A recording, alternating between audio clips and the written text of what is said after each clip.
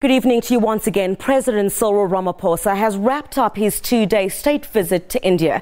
Now, after holding bilateral talks with the Indian Prime Minister on Friday, where the two nations signed a 3-year strategic partnership program to deepen ties, today was dominated by the Republic Day parade.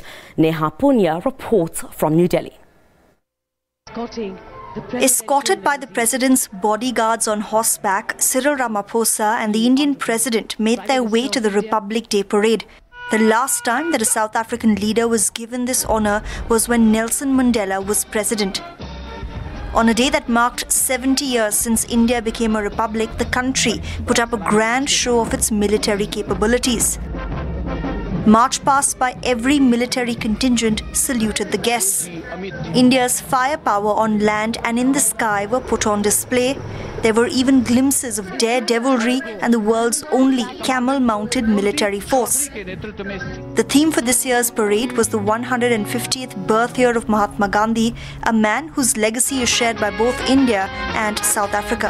As President of South Africa, I am particularly proud that the seeds of Gandhiji's political awareness were sown and given birth and rise in our country.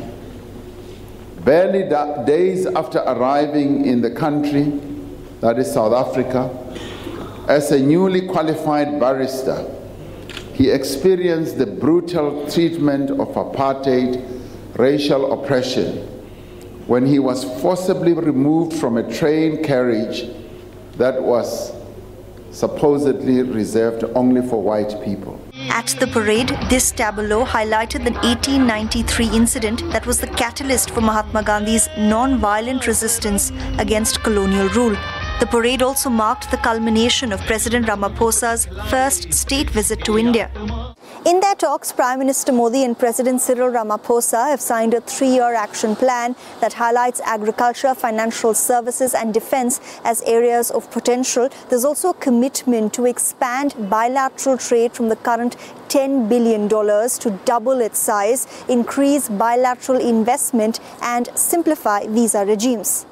Former Ambassador Skantayal says while the visit has helped revitalize ties that had stagnated during Jacob Zuma's government, the work has only just begun. So the bilateral relationship has all the structures which are in place for a very intense dialogue, and again getting the dialogue and agreed understanding translated into action. That perhaps has been the challenge in the last few years.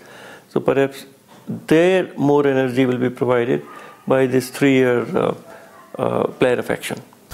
But with both leaders slated to face elections this year, the challenge will be to ensure domestic concerns don't put bilateral ties on shaky ground once again. Neha Poonia, SABC News, New Delhi.